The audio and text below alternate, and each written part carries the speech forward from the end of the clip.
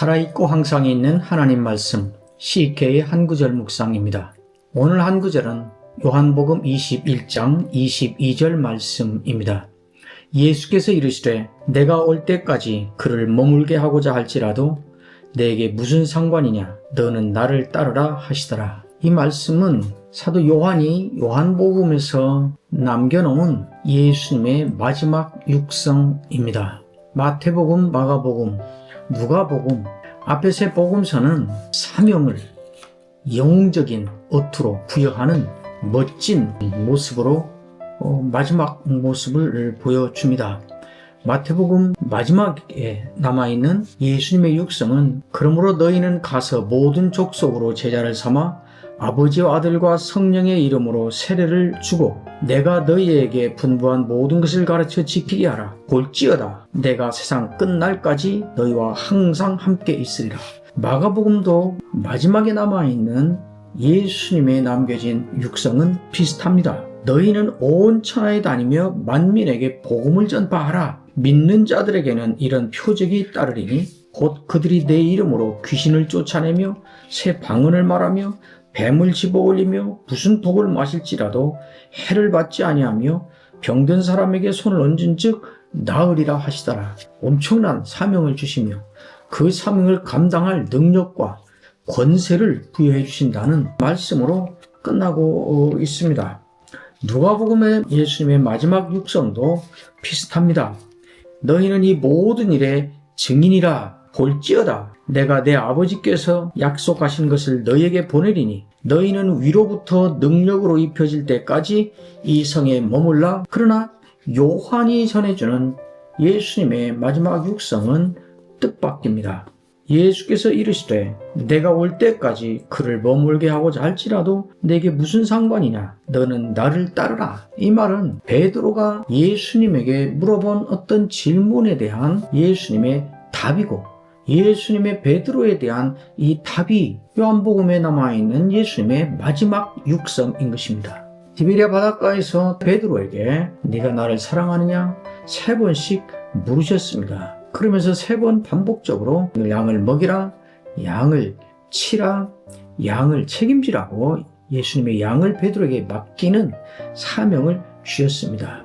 그리고 베드로에게 말씀하십니다. 내가 진실로 진실로 내게 이르노니 네가 젊어서는 스스로 띠띠고 원하는 곳으로 다녔거니와 늙어서는 네 팔을 벌리리니 남이 내게 띠띠우고 원하지 아니하는 곳으로 데려가리라. 양을 치고 양을 먹이고 양을 책임지는 그 사명을 감당하는 과정에 베드로가 어떤 고난을 당하고 어떤 환난을 당할지를 예고하신 것입니다. 그리고 나가다가 베드로가 사도 요한의 모습을 보았습니다. 그러면 요한은 어떻게 될 것인가 궁금했습니다. 나는 이런 모습으로 사역을 하다 죽을 것인데 저 사람은 어떻게 되나? 그래서 저 사람은 어떻게 됩니까? 하고 물어봤습니다. 그 물음에 대하여 예수님이 하신 대답이 이것입니다. 쉬운 말로 하면 그 사람 어떻게 되든지 네가 신경 쓰지 말고 관심 갖지 말고 너는 너의 길을 가라. 너는 그냥 나를 따르면 된다. 너의 역할을 하라. 너는 너희가 부름받은 그 길을 그냥 가면 된다. 이렇게 말씀하신 것입니다. 그리고 이게 끝일 것입니다. 왜 이 말씀을 하셨을까? 앞에 세 복음서가 제자들이 감당할 사명이 얼마나 위대한 사명인가.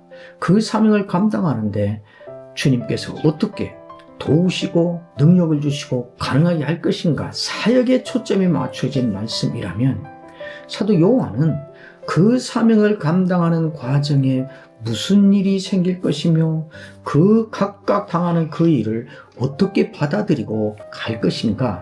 그 사명을 감당하는 사역자가 가야 될 길과 그 길을 가는 자기 이해를 어떻게 하고 사명을 감당해야 될 것인가. 그 사명자의 자기 인식, 그 사명에 대한 자기 이해, 그리고 자기 역할에 대한 자기 확신을 분명히 가지라는 뜻으로 하신 말씀인 것이 분명합니다. 다른 사람 상관 말고 네 일이나 잘해 이 말이 아니고 사역자마다 각각 목적은 같지만 부르심의 모양이 다를 수 있다.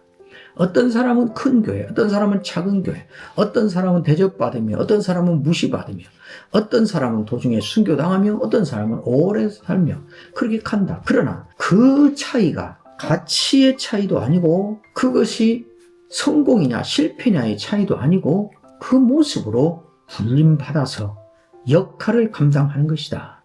그러니까 너는 너의 사명을 감당하는 너의 모습이 어떤 모습이든지 간에 그것 때문에 쫄지 말고 다른 사람에 대하여 우월감 가질 필요도 없고 다른 사람과 비교해서 열등감 가질 필요도 없고 네가 잘했다고 우쭐댈 필요도 없고 너는 편히 간다고 또 방자할 필요도 없고 너는 고생하면서 간다고 기죽을 필요도 없고 실패자라고 자학할 필요도 없고 너는 그 모습으로 불림받아서 예수의 증인이 되는 그 사명을 감당하고 있다. 너의 지금 모습, 그 모습으로 무슨 일을 하고 있는가에 초점을 맞춰서 그 일로 보람 있어 하고 명예스러워 하고 또 의미 있어 하고 자부심을 갖고 당당해하며 그 길을 가면 된다.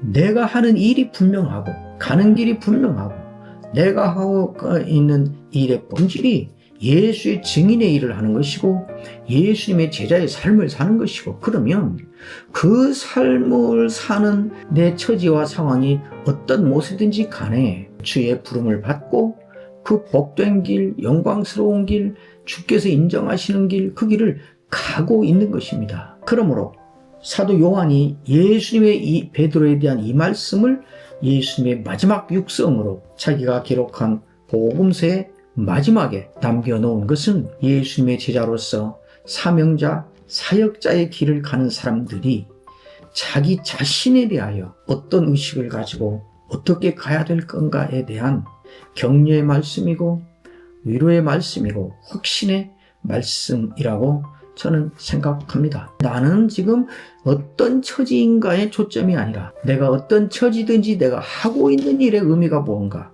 거기에 초점을 맞춰서 나는 이런 처지로 이 복되고 이 영광스럽고 위대한 일을 하고 있다. 나는 지금 이 모습으로 이 엄청난 일을 하고 있다는 것 때문에 자부심을 갖고 다른 사람하고 비교해서 우월감, 열등감 이런 것 갖지 말고 찬양하며 감사하며 당당하게 가는 만큼 가는 것이다.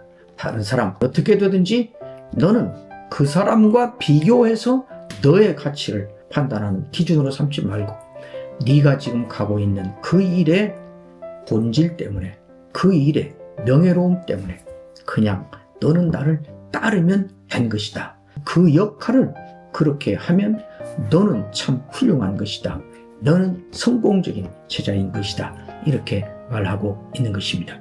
내가 올 때까지 그를 머물게 하고자 할지라도 너에게 무슨 상관이냐. 너는 나를 따르라. 오늘 우리에게 주시는 말씀입니다. 살아있고 항상 있는 하나님 말씀 CK 한 구절 묵상이었습니다.